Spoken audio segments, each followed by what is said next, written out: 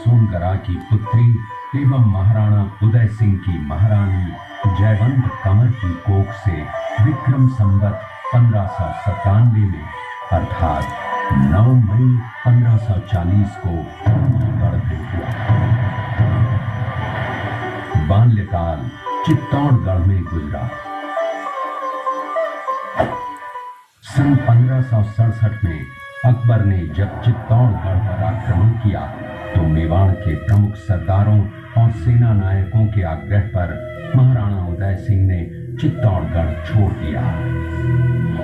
अपने देश, कुल, गौरव और मातृभूमि की मर्यादा के लिए प्राण न्योछावर करने वाले योद्धाओं और ललनाओं से प्रताप ने न केवल सीख ली बल्कि ये घटना उनके जीवन का आधार बन गई।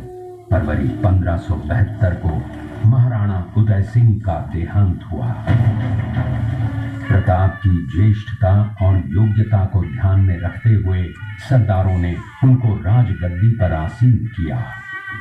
होली के दिन उनका गोविंदा में राज तिलक हुआ।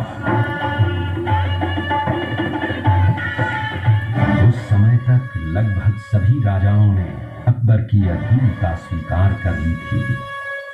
एकमात्र महाराणा प्रताप ने अपना मस्तक अकबर के आगे नहीं झुकाया।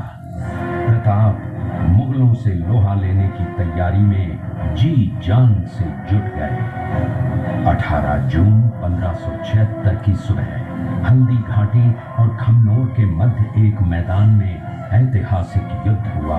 महाराणा प्रताप की सेना गोगुंदा से हल्दी घाटी पहुंची, जबकि सेनापति मानसिंह के नेतृत्व में मुगल सेना ने हल्दी घाटी के ठीक नीचे मैदान में अपना मोर्चा जमाया।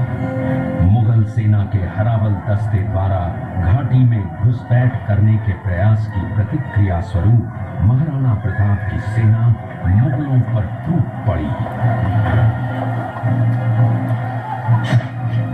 प्रताप के हरावल सैन्य दलों का नेतृत्व पठान हाकिम हासूर कर रहे थे। भीलू राणा, जो राणा पूंजा के नाम से भी जाने जाते हैं, उनके नेतृत्व में भील आदिवासियों ने गोरिल्ला पद्धति से युद्ध करते हुए मुगलों के छक्के छुड़ा दिए। देखते ही देखते शाही सेना में खलबली मच गई।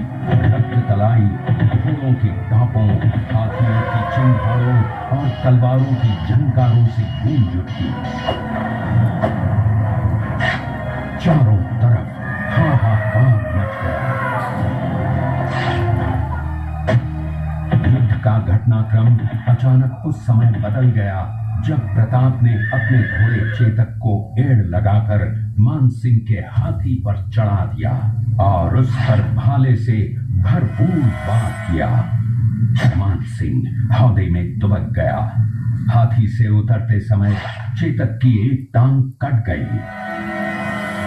इस स्थिति को भांपकर महाराणा प्रताप के हमशक्ल सेनापति झालामान ने महाराणा प्रताप से आज्ञा लेकर उनका राज मुकुट धारण किया। मुगल सेना झालामान को महाराणा प्रताप समझकर उन पर टूट पड़ी और झालामान शहीद हो गए। उधर चेतक ने अपने स्वामी को 5 किलोमीटर तक 3 टांगों पर ही लेकर एक बरसाती नाले को पार किया। उसके पश्चात उसके प्राण पखेरु उड़ गए।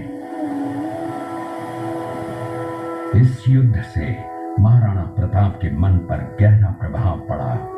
परिणाम स्वरूप उन्होंने मुगलों पर विजय प्राप्त करने तक राजसी ठाट बाट छोड़ने और पत्तों पर भोजन करने का प्रण लिया, जिसे उन्होंने जीवन भर निभाया।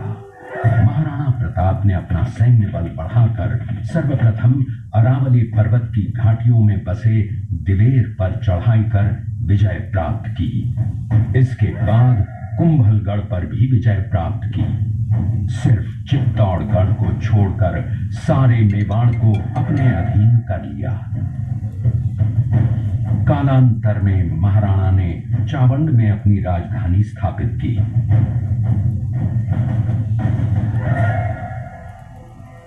19 जनवरी 1597 को राणा प्रताप ने मात्र 57 वर्ष की आयु में इस संसार से प्रयाण किया।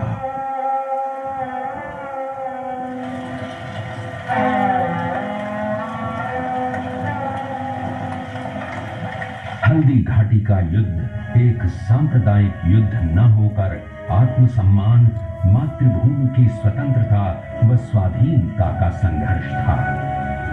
इसका प्रमाण ये है कि जहां पर अकबर की सेना के सेनापति जयपुर के राजा मानसिंह थे, वहीं पर महाराणा प्रताप की सेना के सेनापति काबुल के हाकिम खां सूर थे। महाराणा प्रताप स्वतंत्रता की वेदी पर एक ऐसा अंगारा था जो आत्मसम्मान व देश गौरव के लिए दिन रात जलता रहा, धधकता रहा और अंत में बुझकर भी उसने देश में ऐसा लौह भर दिया जिसकी प्रखर किरणों ने भारत माता को गुलामी की जंजीरों से मुक्त कराने के लिए सदा प्रेरित किया।